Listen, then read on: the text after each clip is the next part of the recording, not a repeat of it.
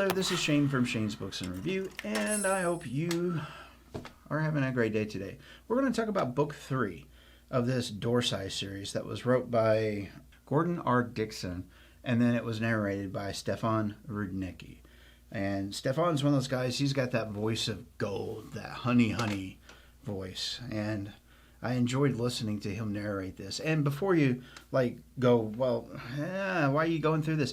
The reason why I'm going through this, even on the third book so far, is because each one of the books so far, even though they're in the same universe and there's light pointers to each other, each one has been incredibly different from the previous one.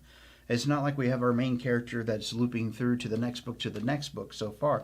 There have been a few mentions of previous characters, but what we are seeing, or what I'm seeing, is the foundations of a really big universe, which is really neat. So let's go ahead and answer that question. Is it worth your time, efforts, and energies?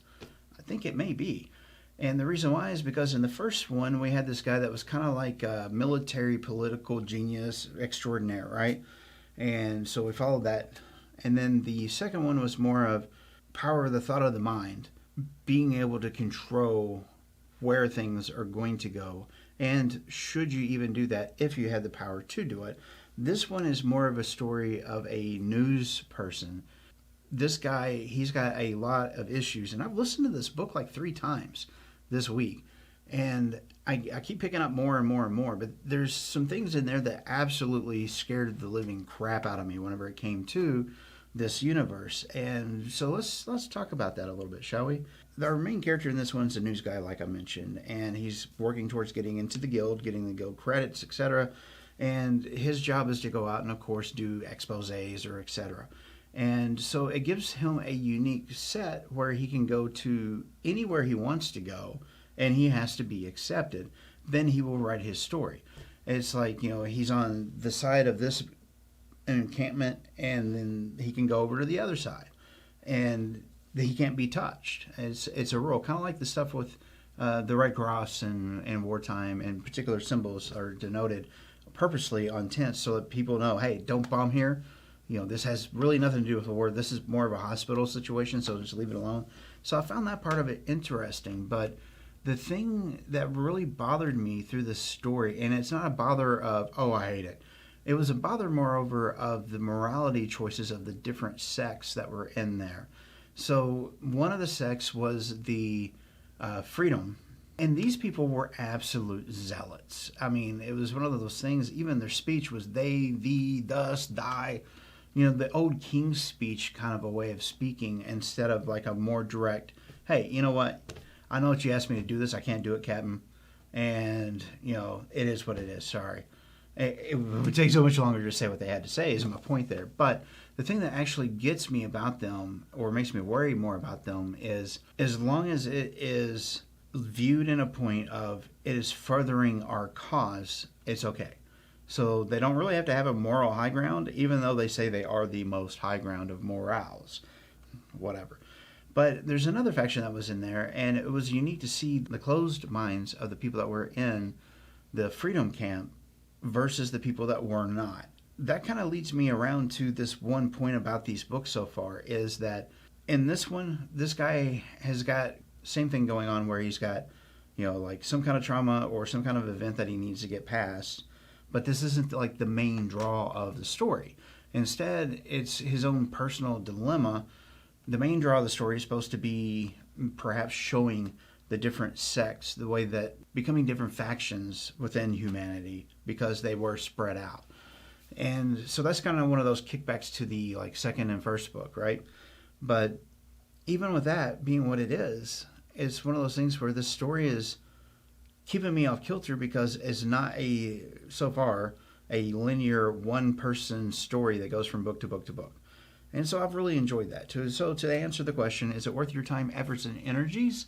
Yes, it certainly is. Again, I know I'm late to the train on this one, but it's been a really enjoyable read. And then there's the bonus of having Stefan telling the story in your ear.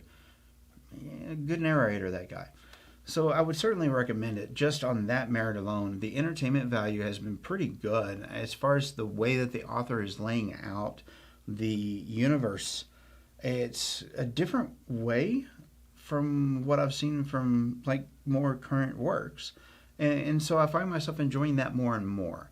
And I'm also enjoying having the introduction to these characters and not necessarily a bunch of English or exposition, that kind of a thing where it's just all the thought process or whatever.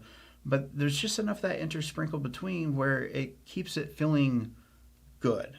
It keeps me wanting to keep changing the page. And like I said, I've gone through this one a few times before I made this video because there wasn't like a huge amount of detail, but it was enough different types of details that it was subtle, some of the things that were said. And whenever I caught it, I was like, okay, I got it now. I would certainly recommend it. As far as like question of the week, these books have kept me off kilter enough that I really don't know what kind of question of the week we should ask here. So what I think I'll do is I'll throw it to you guys and gals that are out there, you good, wonderful people. Free reign, ask some questions. No, I'm not giving you my social security number or the credit card number or, letting you have the super secret code on the back of the credit card so you could secure the bag and get the win. We're not doing that. But if you want to ask me some questions about particular things, feel free, and I'll do my best to answer them.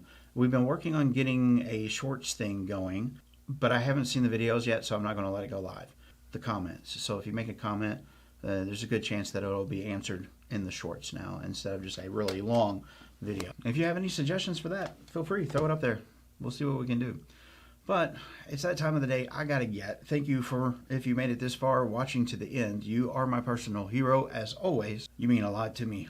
Thank you. I'm not sure which one of the videos you'll see whenever it comes in, probably this one, but if you do watch that one, I will see you in the next video. And I promise we'll do a different book next week because I don't want to run you out on this series, right?